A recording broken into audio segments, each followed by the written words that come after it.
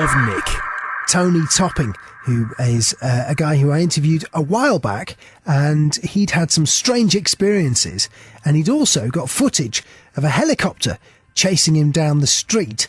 And, well, we're going to get into all of that and more, I'm reliably informed, because I'm introducing a writer and a broadcaster now, Tony Topping. How's it going, man? Hey, hello, mate. It's going all right, Nick. It's been a long time no speak, and you were one of the first people to interview me after an appearance on Channel 4. And we've done something else for Channel 4 just recently, although it's nowhere to be seen at the moment. It's not been aired yet, and that raises a number of questions in my little paranoid mind as to why that is. And it's very interesting. There's been some very interesting things happen to me since I last spoke to you, which I think might have been 2 years to a year ago. But I know in the early days when you were on that other radio station, when it all just began, and I was on the phone pretty baffled as to what was going on.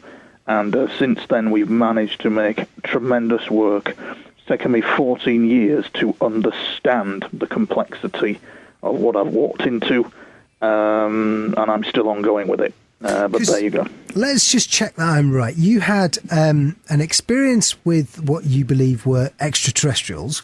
That's right. I had an experience with a UFO coming in over my house.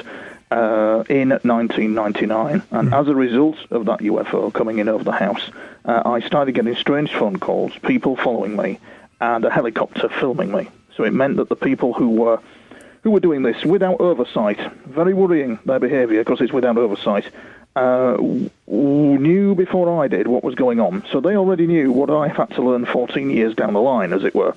And it took a lot of research, a lot of understanding. And it wasn't until this year that really, last year, Nick, that it really kicked off as to what these people were behind the UFOs, and it's frankly mind blowing in terms, and it's darkly comical because your listeners might not realise that I had a UFO coming over my house. I've had childhood experiences since the age of 2, and that is really, it kind of like, I just blew my top one afternoon a year ago when I saw like a 50-year-old woman on YouTube being terrorized by mind control and mind invasive technology. And I kind of like decided that I would do a big campaign. I started my own little radio show, and I did this kind of like this big expose on mind control and all that kind of thing. And the link between mind control and UFOs is an interesting one, because what you've got gatekeepers of information, very dark gatekeepers of information, that prevent this, or the public, from this information being known, that we are not alone. And it's proved to be a very interesting journey, Nick, since I last spoke to you, and an exhausting one. Now, this story that you're telling us here, not to take anything away from it, but just to put people into the picture, this story that you're telling us here is not unusual. It does seem to be that contactees, firstly, take a long time to understand what happened to them, and secondly, seem to become a subject of interest and fascination for the intelligence services. Yes, they do. And I always when I'm speaking to the media, I always make it very clear, and I do make it very clear as well, but I think it's right to do so, that the guys that, for example, went after those people in France, and the guys currently at the moment who are working behind the scenes to prevent behaviour of terrorism on the streets, I don't think it's right to associate the same people that targeted me with them. I just like to keep that distinctly separate. And if you were to lump it together, it would just be odd and weird, and it just does not make any sense. So what we had was an element, a covert secret police force that obviously knew about the UFO information and knew about contactees in the UK, and knew that certain individuals were being monitored, and they monitor closely individuals like myself. Who they are accountable to is anybody's guess, but it really, what's the word I'm looking for, Nick? It really came to a head last year when I discovered a bit more about what was going on with my experiences, and the fact that there is not only them, but a mysterious third party involved that appears to be gathering information and is in communication with them.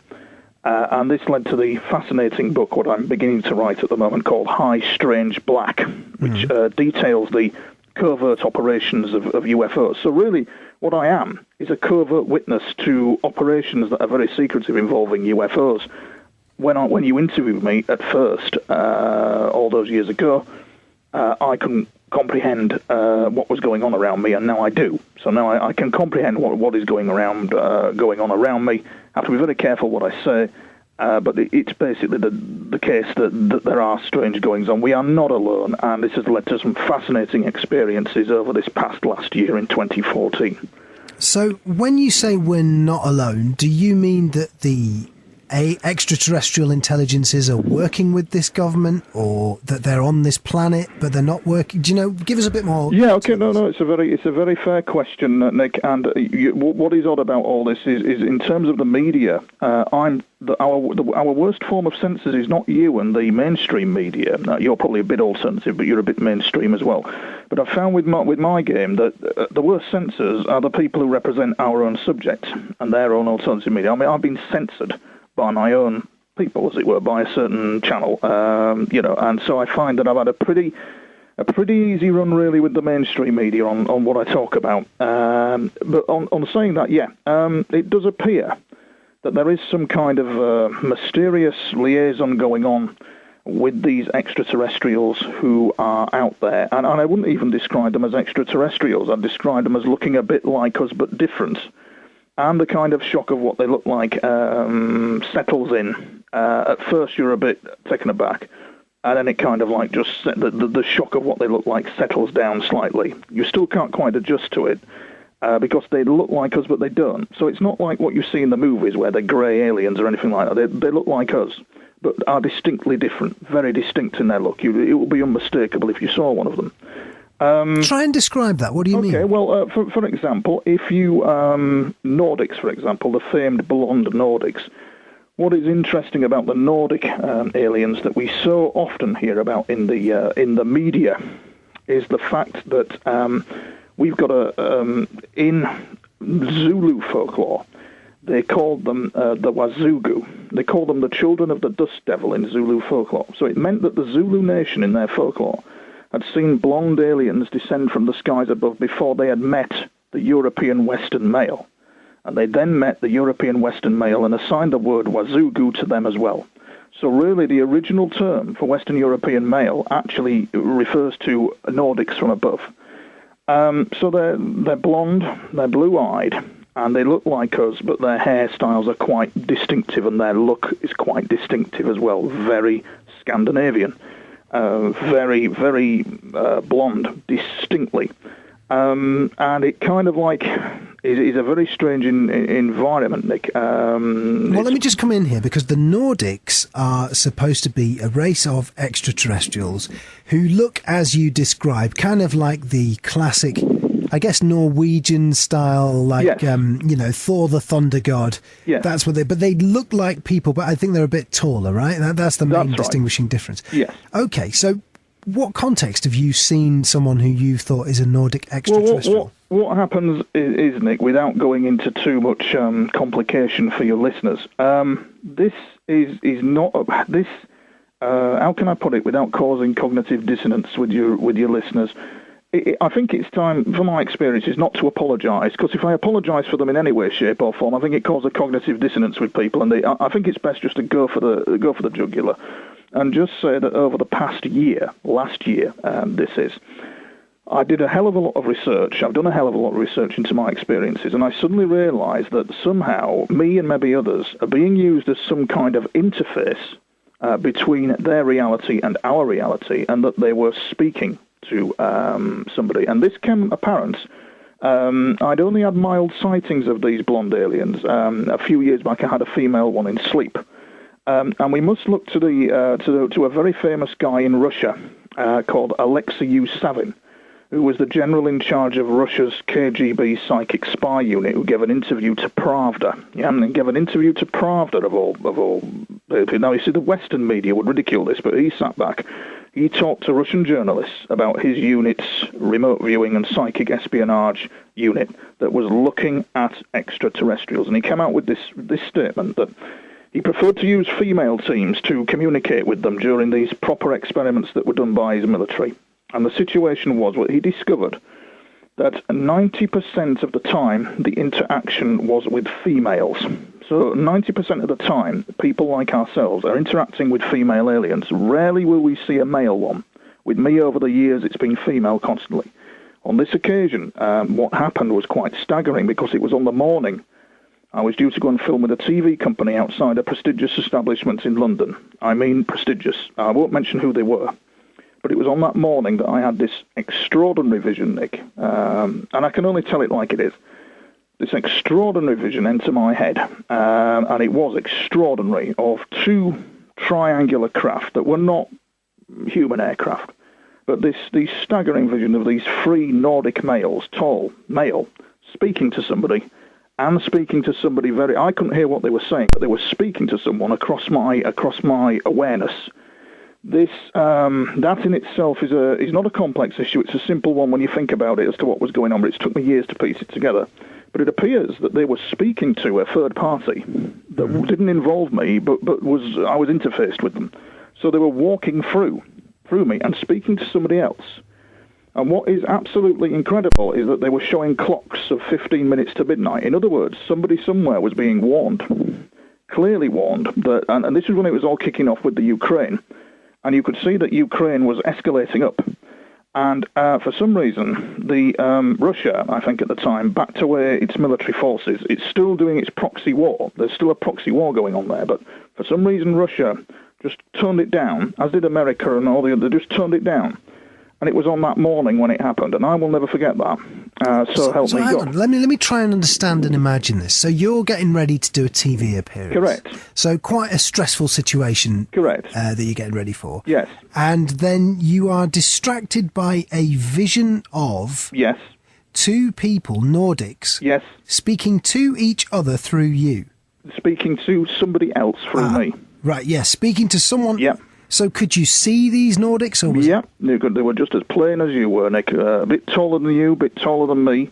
But they were serious dudes. They were unmistakable. And hang on, is this in your house or where are you? No, I was just waking up from sleep at the time when this happened. Gotcha. So we have to be honest about these things, because any variation, we've got to be straight talking about these things as far as I'm concerned. And the reason for that, Nick, is we must also remember that we cannot rule out experimentation with exotic technology. In terms of my experiences, I cannot rule out anything. I cannot trust anyone or rule out anything as to what this was. But I just found it fascinating. And Christ, the visions of these two craft that were stood there, and the clocks that were at 15 minutes to midnight. And these two, God, Jesus, Nick, they were speaking to somebody. God knows who it was, because I couldn't hear them, but they were speaking clearly to somebody, and it was extreme stuff, and I just couldn't believe it. It was as if the whole world was at 15 minutes to midnight and was being warned by some kind of advanced culture, and whoever these people were receiving this message, it's very covert, and this is the reality that some of us contactees, this is the real world of UFOs and contact, Nick. Yeah. But then again, you say you have to explore every possibility. Yes, of course you do, yeah. There are going to be some people who will think that you were just waking up, you're still in that kind of reverie, dream-like state, you've got a stressful day ahead of you. It could have been the case that you were mistaken, perhaps. Nick. Too precise, and at 7:30 as well. You see, it's on the hour or the half hour, and it's too precise. I mean, the vision, Nick, was just too absolutely precise. You couldn't have dreamt it. And there was a number of visions afterwards as well that came from them, speaking to somebody else again. This constant warning. I don't know who they're speaking to. And this is a far cry from the interview I gave to you when we first met. When we first met on air on your other radio station. And it's just one of many incidents that have happened. It's taken me a while to piece together how that system operates, but I'm not going to put my goodies all in one basket, because that's very exciting as to how that all operated and how you managed to see them. But they're there. They are there. There's no mistaking it. And it's just absolutely incredible. Really incredible. So what is the agenda then, Tony? I mean, no mistaking it. I'm not sure about that. Maybe you can be mistaken. We can all be mistaken. But if we take this at face value, what is the agenda and what's going on? Well, it seems to me there is a very interesting. There was a very interesting interview given to Whitley Strieber's Unknown Country, and it's on my YouTube channel, of a NASA scientist. This NASA scientist could not give his identity, although I discovered who he was because they told me. I say they, but somebody told me who was connected with him who he was, and indeed he is a NASA scientist, or was, and he was working and is and has done, and his evidence is out there on the internet. He was working on propulsion calculations. Now, he was having visitation. He woke up one morning, according to the interview he gave Whitley, he woke up one morning to discover these things in his room, giving him a star map. The whole room was illuminated with a star map. He was travelling down the road in Wyoming with his girlfriend, and he had a UFO parked at the side of the road, and at that time he was working on propulsion calculations for spacecraft. Mm-hmm. He claims that this experiment he was doing was very difficult, and he couldn't crack the calculation, and he claims that it was mysteriously handed to him by his UFO encounters. Now, that what is fascinating about this is he does have a presence on the internet, and he has published books regarding propulsion. And he indicated that the agenda is perhaps to move humanity along a certain path, a certain evolutionary path, perhaps for a convergence, I think, in my opinion, further down the future, further down the future timeline. A convergence, what do you mean? Whereby we understand their technology at a very basic level, because their technology, you're dealing with possibly culture and visitation that is 3 to 5 centuries ahead of us, in many ways, many centuries ahead of us in technology, and understanding for that matter. So they're trying to evolve us up to their level, although that's really badly phrased. Broadly, that's what they're trying to do. Right? It appears that way, and it appears some kind of joint replication, some sort of kind of breeding program of some description, some hybrid integration is going on with them. I don't know, Nick. It's a lot to take in for me. It's a lot to handle. I, at the moment, cannot trust anything I see. My experiences have become more extreme since I spoke to you, and you get a bit concerned about it, because it does get hair-raising, and it wasn't like that when I first spoke to you. The helicopter, for example, we were filmed by the unmarked helicopter, and I took the Channel 4 crew. This Channel 4 program is due to be broadcast was due to be broadcast in December, was due to be broadcast in November. It's still nowhere to be seen. And I took the Channel 4 crew through me being stalked by these individuals and through where the helicopter appeared. The helicopter appeared from nowhere, but what was interesting as I did further research is that this helicopter that was green and marked was always side on to me. I couldn't understand why it was side on across a road junction, because it flew across a road junction, and why it was side on the roof, but it was always trying to be side on to me. He was always, he's kind of like his sliding door where the dome was on the side of this helicopter, which is a very unique configuration. That was his signature. He was side on 2 occasions. 2 occasions, Nick, he was side on, not head on, not over me, each time side on, because I've reached the conclusion that he was trying to take signature measurements of some description. And I'm frankly bloody angry about it all, which is why you can hear a tension in my voice. Hang on, what do you mean signature measurement? Well, he was somehow, whoever they were, and whatever they were, who were monitoring me at the time, and it's a very confusing story, because it happened in 1999. And then I was stalked in pubs, and I had weird answering machine messages left, and all kinds of crazy shit happened. For some reason, they were taking measurements of me. I'm utterly convinced that that's what that helicopter was doing. It was taking some kind of signature measurement of some description of me. This would coincide with other contactees who had mysterious knocks at the door, and people wanting them to take the cars away for measurement, because they'd been exposed to electrical voltage or exposed to something. We carry a signature. We're unique individuals. And that appears to be, from what I surmise, what has been going on. So they were getting details about you. Now, you mentioned your extraterrestrial experiences.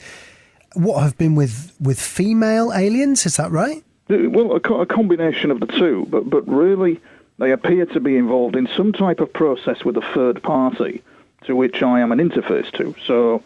and it does make sense in a rudimentary way. It would make sense, Nick. It does appear that there's been something going on with me. So there's probably 2 of me. So there's the Tony now on the phone talking to you about his experiences, trying to not convince, but trying to paint the picture of, oh my God, look at this.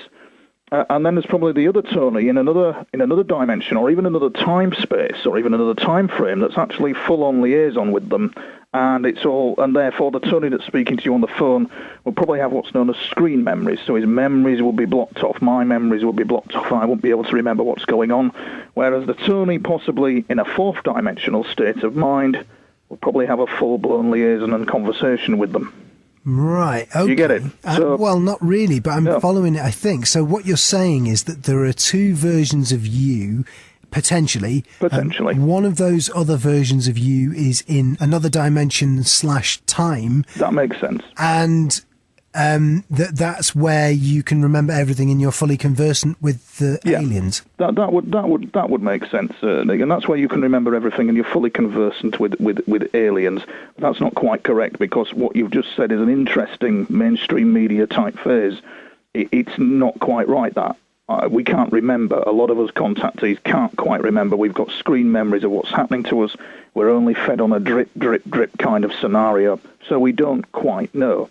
If it carries on much longer at the rate I'm going, give it 2 to 3 years, I'll be walking away from it, Nick, because it's too hot. It's just that the whole subject is too hot to handle, based on a society and a media that doesn't seem to comprehend or understand or want to know. That for some reason, there again, that's wrong, isn't it? Because, I mean, you're on the phone, doesn't he? And you're wanting to know, so that's maybe inaccurate, but you get what I'm saying. I understand what you mean. It can be the case that, we end up sounding like a lone voice in the dark when we advocate something that most people don't agree with or believe in. But I wonder, as regards that, how many contactees and survivors have you must have hooked up with people online, surely? I mean, there must be other people who've had similar experiences. There is, for my own radio show, Nick, there's been one lady in Canada who's been to hell and back with it, basically, been to hell and back with it, and you can tell that some liaison has been going on, but because there's one person in 3 dimension and possibly the mind is in a higher dimensional space being talked to, there's certainly, Ingo Swann, the founder of the CIA's psychic spy program, he made an interesting assessment. He also said as well there's a possibility that some of these individuals are used as portals. In other words, if you're an ET observing our world, you might want to not turn up in the UFO. You might want to walk into somebody and observe the world through them. There's a possibility that could distinctly happen to somebody. It's currently the situation that's going on at the moment, I think, is to do with mankind's awareness and consciousness. There's some very supernatural forces out there at the moment that shape our world, that are as a mystery to us and probably a mystery to the visitors in the UFOs, but there they are, and they shape our world, and they are present. And that's the thing that is also alive and not human among us. And it's a very interesting scenario to witness and be in, Nick, as far as I'm concerned. I'm talking very deeply here, but it seems to be the case that is what is going on. It's very difficult to communicate what I'm living through and breathing through and experiencing. It's not easy. It's not easy at all. In Britain, there's always the threat of incarceration. You just don't know what could happen next. And of course... Let me ask you this. Does meeting people online with similar experiences help or hinder? Well, that's a good question, Nick. It doesn't help me because I'm very much a lone wolf, but it appears that I've helped a lot of people. I had an email today from a guy who was on the verge of committing suicide until he read my work, looked at all my clips, and then he understood. Because, in the time we've got, Nick, there's my stuff on YouTube, there's clips and reports and all kinds of interviews that piece together nearly a 42-year odyssey of dealing with all this. So, but I find that I help, but other people hinder me. So I don't really get involved. Their experiences have no help to me. I'm very much isolated, very much on my own. But I do find that I help others. It does sound somewhat like the situation you're describing, where the planet is in contact with extraterrestrials in some form or other. People on this planet are in touch with extraterrestrials. Some element of the government somewhere is in contact with them, Nick. Yeah. It sounds similar to the idea of what they used to call, I don't know where I've heard this, but it's from occultism, the secret chiefs. The idea that the entire planet's destiny is being guided by gods / extraterrestrials, depending on your belief system. You'll be on the right track, Nick. You've studied the occult as well, haven't you? I mean, you've studied it, and you would be on the. You've probably summed that up better than I have for the listeners, actually. That's roughly the gist of it. You know, you always have to question that there have been 2 world wars. There's always been wars on this planet, but there's been 2 world wars on this planet, and I've always believed that that's a modus operandi of something. I don't just believe that it's a random human event caused by one scenario and another scenario, and then we all declare war on each other because there's the bad guys and the good guys. It's a modus operandi of some hidden hand at work. I've always believed that from my experience. To what benefit? To what end? Well, this is the question, Nick. From what end, from what benefit, and to what end? This is the baffling question mark. I'm aware that appears to be the case, and you've summed it up very eloquently with what you've just said. So we're kind of like halfway there. I might go to the grave not knowing the full picture, but we appear to be halfway there with roughly what's going on. But the question is why, and why is there so much attention on this planet? It's absolutely comical, you know, Nick, that I've got these things going on, and yet we have a society that just looks the other way, and a policy within America and within the UK, not so much with France and other countries. Peru, for example, are very open. France are very open on this situation, but there's this policy of deny, and it will continue to be so. The people who harassed me declared in some bizarre way that there was some sort of silent police force who enforced the silence of this. But you know, it's thundering on, and that's the way it's going to be. It's just the experiences are thundering on, and I'm writing a book at the moment about it. And I think that book will be a shocking revelation to many people once I've got it down on paper, what I want to communicate about what's been going on. Well, Tony, let me tell you this. I've worked in, these kinds of areas for some time. I took a bit of time off to make some money when I worked at LBC, but broadly speaking, you know, these are topics of which I've been fascinated by, and I've spoken about to large audiences in the past. I can tell you hand on heart, I've never felt threatened directly. You know, I've certainly had a few weird moments, people sending me strange emails and stuff like that, and a bit of weirdness on Twitter and that kind of thing, but I've never had anything like your experience. No, there is a scenario where, Nick, of if it's not happening in my back garden, it can't be happening in yours, and unfortunately that's not the case. The thing is that there's a disturbing element of me of testing of exotic technology and the use of exotic technology. And it's all been journaled as well. It's all been written down. My journals were on the desk for 6 years. I didn't do anything with them, and I was writing down time and date of what was going on. And I sat on them for 6 years. They're going to form part of a second book, because it's taken me nearly 14 years to comprehend what the journals were all about. Well, hang on. What I mean by that is that they've been pursuing you and harassing you, and yet well, like you say, I was the second person to put you on the radio, on national radio, and I've certainly spoken to you a number of times. Yes. I've never had any heat for that, as far as I'm aware. I've never had an email saying, knock him on the head. No, but you did. You did have a big audience at your last radio station, didn't you? As did Mr. Collins at the other radio station, and both of you were going down, and you were a superb presenter with a massive audience, and both of you were going down this avenue. James Whale was as well, and then bang, goodbye. And it happened at the other radio station I was working for, where the management turned around and went goodbye. I don't know. I mean, people online have certainly written up that it was a conspiracy, that this, that, and the other, that I was taken off. I don't personally believe that, and I would have thought that I would have. I don't know. Maybe I'm not a very suspicious guy. No. Maybe it's that. I don't know. It's like I say, I've never really felt any heat or pressure in that sense. So I guess that leaves us with the possibility that these experiences are more to do with them. You know, if what you're saying is true and you're not mistaken, leading. You know, that they're trying to do something with you. They were at the time.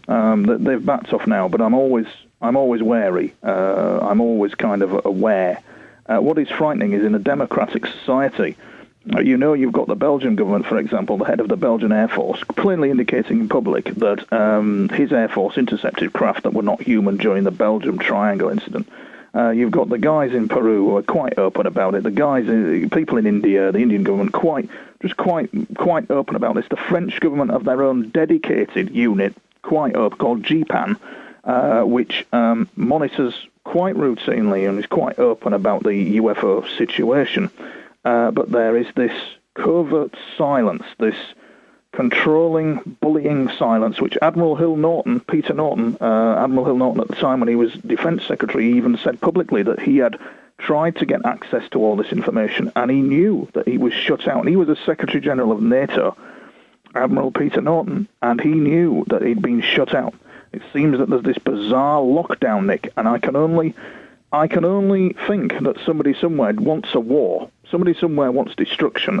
It's just, and yet we're being given this olive branch, and yet somebody somewhere in the scenario I'm faced is actually speaking to an element of a government somewhere, and they're an advanced culture, they're advanced people, and I don't know what secrets can be learned from that, or what they're doing to make the world a better place. But it appears that that's what's going on, and I live in hope. I live in hope that is what's going on. As for me, Nick, it's very difficult. It's very, very difficult for me to cope with all this, frankly. So to summarise where we're at the moment, talking to Tony Topping at the moment on the Cult of Nick, and he's been explaining some of his experiences, and we'll put links across so you can follow his work as well.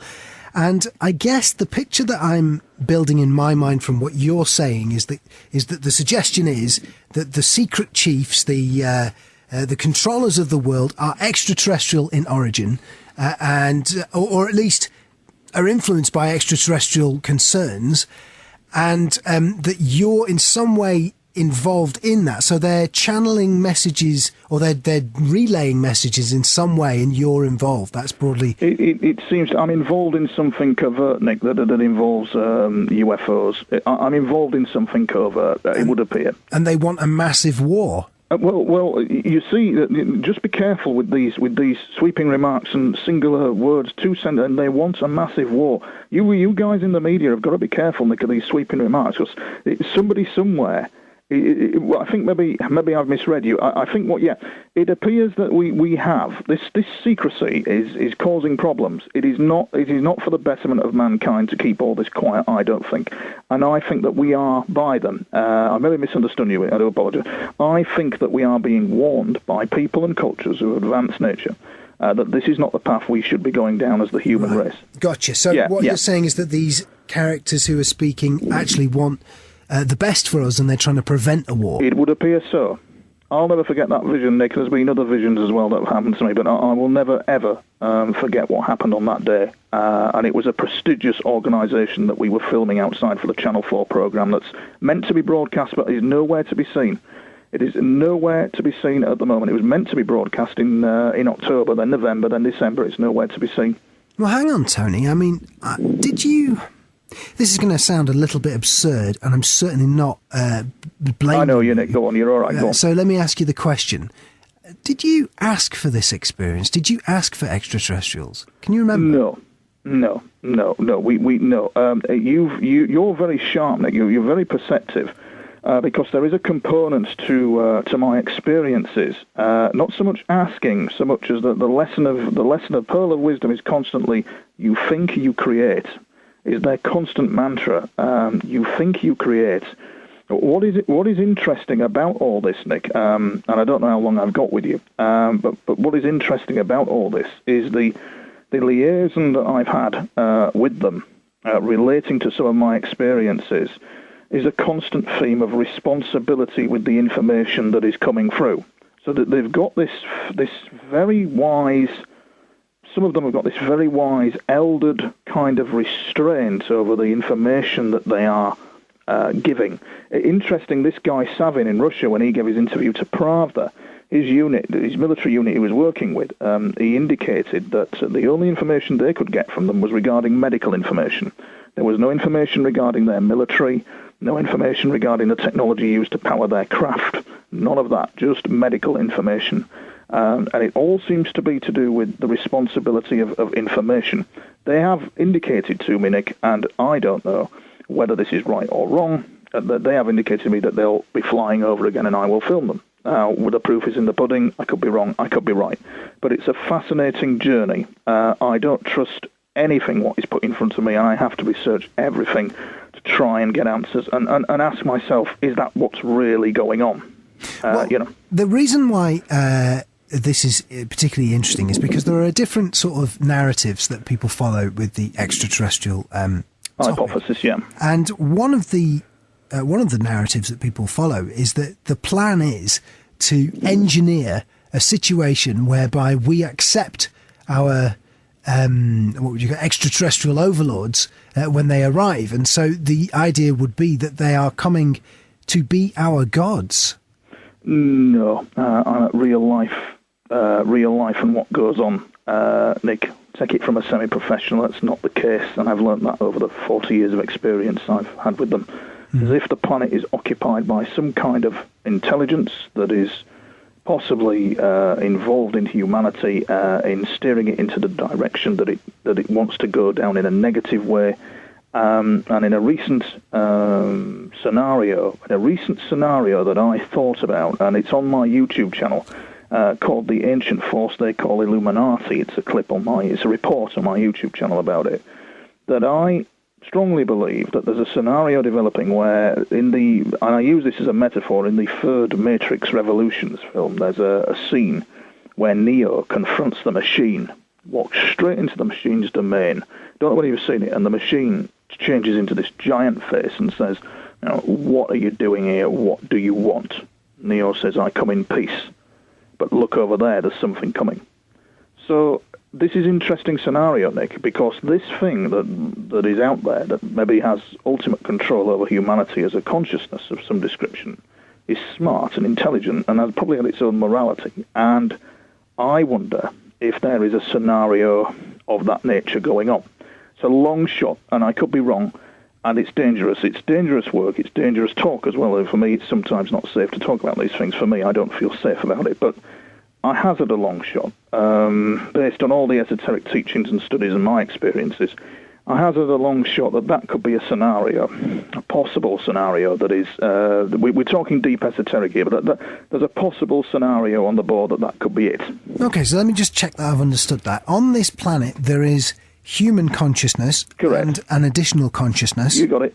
And we are now seeing another consciousness that is extraterrestrial interacting with human consciousness and the other consciousness that we've yet to name. It's roughly right, is that? I would suggest that it's destructive as well. I would suggest it's similar to, this sounds bizarre, isn't it, but it's similar to Agent Smith taking on all these identities and wanting to take over the machine.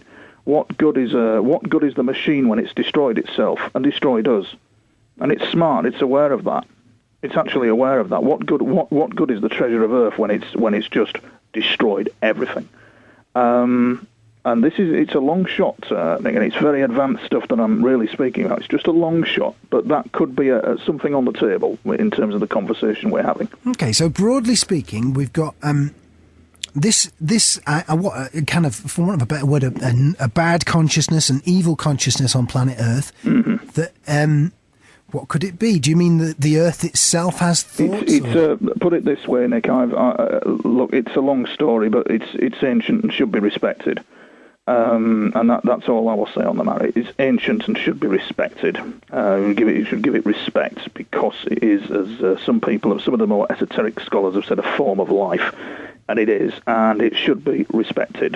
So is it right? Well, with the most respectful tone that I can, do we say that it's some sort of satanic consciousness? Yeah, it's ancient, and it's like that. Yes, it is, and it's very powerful, and it's very smart, and it's ancient. I would hazard a guess. It's been around. It's as old as the hills. So I'm talking about that in deliberate terms because I'm thinking Cthulhu. Inside the Earth type thing. That whole mythology. So you're saying that's here. We're here as well. We've been living with it. Yeah. And now we're being spoken to by another consciousness off planet that is informing us of this other. Well, yes, that would make perfect sense, Nick. You've pieced it together very well, and I've not said anything really about that. Well, this ties in with what other people have said. And you've been doing your research. Yeah, but this is roughly the scenario that appears to be happening in many ways, and it's very. I can't go into too much detail, Nick, really, because it would create a confusing picture for your listeners. I think you've got it balanced just right in what you're saying, and it makes it fascinating. I think to add any more would just confuse the whole picture, because it's very complex, and you've described it quite simply. And that's probably due to your own knowledge as well. So good on you. That's roughly. I think you've got that roughly right. It sounds quasi-religious. It sounds like the biblical end times. Yes. Idea. Yeah. It is that idea, and for some reason with them, Nick, with these things, these Nordics and whatever, and the dimensional type into ETs. As Colonel Philip Corso said, if your listeners aren't familiar with Colonel Corso, he was part of the Army's Exotic Foreign Acquisitions Division in the U.S. military. Love him or hate him. He claims that Roswell, the UFO crash at Roswell, he claims that Covert, transistors, etc., were a back-engineered development from UFOs. And he claims that this was reseeded back into US corporations and with the technology we have today is based on that. It's built back in. It's interesting because his boss, Arthur Trudeau, in his autobiography, has a paragraph about it, little paragraph about it. So it really does, in a way, vilify his story. But that's not what we're going on at. What the crucial point to make is that Corso seemed to understand that it was termed foreign because the US military perceived it not as foreign as in foreign Earth. They perceived it as in foreign alien, as in foreign craft, as in foreign government that is alien, as in foreign everything. And that's what it is. The business is business with them. It's not kind of fluffy, new age, spiritual, transcend to the light kind of thing that we so often read about. It's like you're dealing with some kind of military, some kind of government, some kind of foreign off-world intelligence that has a destiny like us and a future like us, but their technology is just more advanced. And that's what's fascinating about it. And in other words, what Corso was pointing out was that business is business with them. So they seem to have this business interest in doing what they're doing. And there could be more than one of me. There could be somebody else having these experiences. Or what baffles me, Nick, is when I look on the internet, nobody else appears to be having the experiences at the level I'm having them, which I find equally baffling. It reminds me a little of a guy I interviewed once called Clifford Stone. Clifford, yeah. And his take was that there are extraterrestrials on this planet, and he'd met them. Yeah. And he'd spent time with them, as I remember. Now, Clifford Stone, if memory serves me, I'm not sure if it was the piece that I did, but it got picked up by the Iranian news agency. Yes. I guess that would mean that they're more in touch with extraterrestrials? Russia. If your listeners check out the guys at newcosmology.com, these are the guys who worked on the KGB psychic warfare operations. And their website is incredible. And it's called newcosmology.com. And it gives all their research findings, all their understandings of what they discovered, where man is the cosmos, and what it's all about. And I think that, yes, possibly so. There's a possibility that the Iranian press agency, or Iran in general, as a nation, is aware. And there's probably India, I would suggest, as well. India is very switched on. India, when it comes to UFOs and aliens, and because it's got the culture, it's steeped in the culture and history, isn't it, with the Bhagavad Gita and, for example, and all that kind of thing. India has its own military-industrial UFO complex, equivalent of America. Not a lot of people know that in the world of UFOs, but they do. They've been researching them, back-engineering them, just as much as America has. Not a lot of people know that, but India is a world leader in it. So there's not, in your opinion, global cooperation on this issue? Well, you see, perceptive questions, Nick. It's impressive what you're saying. It's refreshing. No, there isn't, Nick. No, I don't think there is, but there is. So at one level, at the level of perhaps David Cameron and the cabinet, it would be shocking. At another level, there may be a transnational cooperation. What is fascinating is one of India's political parties, the PJB, I think it is, or PJP, PJB, a few years ago declared its hand and basically said that if they were elected in power, they would disclose, they would move to disclosure. And they were, frankly, expressing their concern over a transnational cover-up by a cabal that was transnational in scope. And they were against that. But the PJB has not got to that stage of disclosure as yet, but that seems to be the case. We've gone very deeply into it, Nick, haven't we? Really, more deeper than I thought. That this seems to be what's going on. Yeah, I mean, it's very interesting. I think the strange thing about looking at the world from a different angle, and that's what I always do when I speak to these different people, that we get on the Cult of Nick. You see things sometimes when you look from a different angle, from a belief system that just doesn't work from you. If you adopt it for a little bit and have a look through the goggles, so to speak, you can often spot new and interesting things about your own life and your own world. Yeah.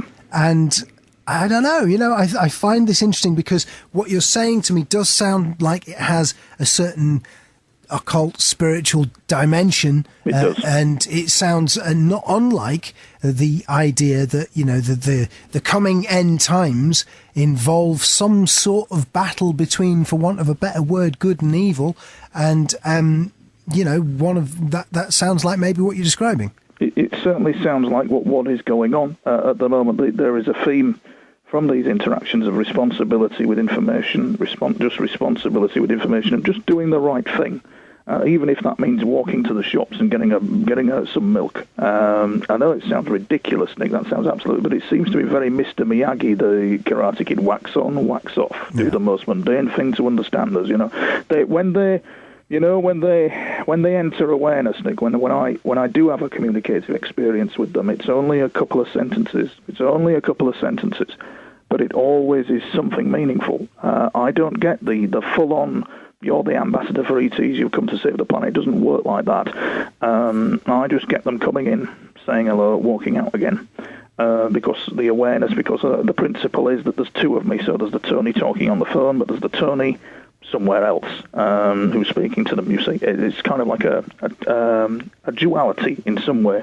Well, I tell you what, I've said it before and I'll say it again, that the whole business of these kinds of conversations for me is there's a kind of a shamanic quality to it. Yeah. I think really, and I think you understand this as well, on the occasions we've met and we've chatted when you came down to do the TV show. You know that I can't fully accept your reality. It's too much for me. I don't expect anybody to, Nick, frankly, and I think it would be pious of me, and even slightly tyrannical or megalomania of me to preach in that way. I'm an ordinary guy who's walked into something that is secret, covert, and is some type of secretive operation, and it's just unbelievable. And trying to cope with it daily is not easy. It's just not easy. I think in difficult times like the times we're in at the moment, I think it's a good idea to listen to your shamans and see what they've got to say before you decide what you think about the world. Do you know what I mean by that? Well, I do. Yes, I do, mate. And I have, for example, I've studied the Toltec tradition, the work of Tyon Maris. I'd recommend anybody to study his work.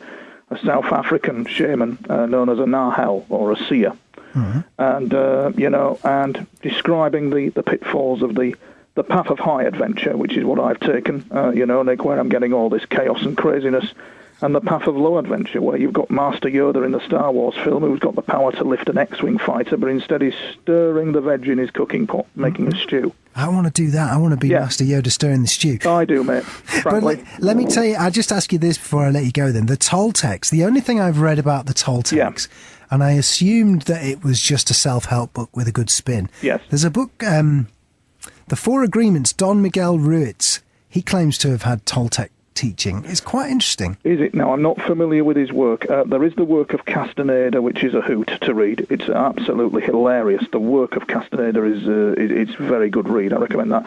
What your listeners maybe need to look at is, now, what's the book called? Toltec, Tyon Maris, Theun. That's Theunmares. Tyon Maris. Tyon Maris, and sadly he passed over a few years ago. But his work is based on the pre-Atlantean ancient esoteric teachings of the Toltec tradition. So he indicates, and it's fascinating. There's I've forgotten the name. Do you know? I've forgotten the name of his books, Nick, as well. But they are on Amazon, and they're absolutely fascinating because it does go into the shamanic element and one of the things that they say about UFOs in the Toltec tradition is, the thing is this with them all because they've got flashing lights in the sky and they present themselves in front of you all very nicely and say, hey, look at us. It does not mean to say that they're a respecter of human rights. nor fair, nor good, nor right in what they are doing, and that's a very important yardstick that he drew about the UFO situation in one of his earlier books, which I think was called Return of the Warriors. Right, I see. Well, yeah, I mean, it really fits into a cosmology, doesn't it? It's very interesting stuff. And do you know what?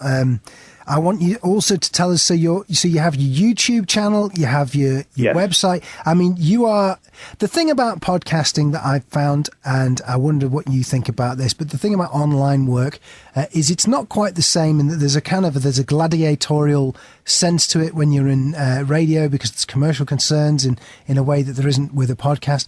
So I quite enjoy plugging other weird podcasts. Yeah, and you couldn't do this on LBC, could you? No way. No, on TalkSport. But there again, you can, because I've had them. And the thing is, for example, when I was at TalkSport, Ian Collins just went off and got a coffee. I could have said anything. He left me in the studio with a caller and just went to get a coffee. That's how it should be. And there's a great deal of trust when somebody does that. He just left me there, went to get a coffee. Obviously, there was a producer there, but I could have said anything. And there's been times when I've appeared on This Morning, when I could have said anything, and there was nobody sat there round the corner waiting for me to censor me. There was none of that happening.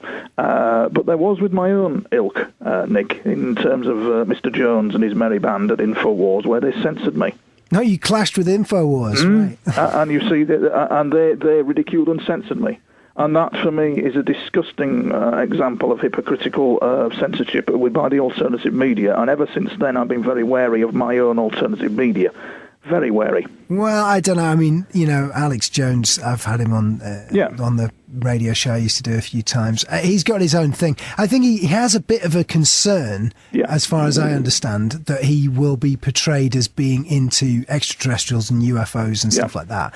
Whereas when you actually get down to brass tacks with him, and if people go through the podcast feed, they'll find this interview where I do this with him, you can get him to admit some pretty esoteric stuff if you try. He's had some weird experience that he had in the woods where something happened. I can't remember what it is. Really? Yeah, so he's got his esoteric side, but I think he worries that he's going to get portrayed as purely being esoteric, whereas he likes to focus on the nuts and bolts. That's it, man. It's not like I'm mates with him, but I'm just saying, I guess that's where it's no, it's good, Nick. It's been good chatting to you, it really has. Do you know what? I've enjoyed having you on the it's been good, podcast. Been a blast. Keep in touch. Will do. Keep doing the great work. And Tony Topping there, thanks for being with us. Got a response here, says, Nick, I've been listening to your rants for a long time now. Used to sit up and listen to you with Mr. Baker on the night before. An amazing little show. Brilliant podcast material. I didn't always agree with you. I felt like sometimes what you were saying was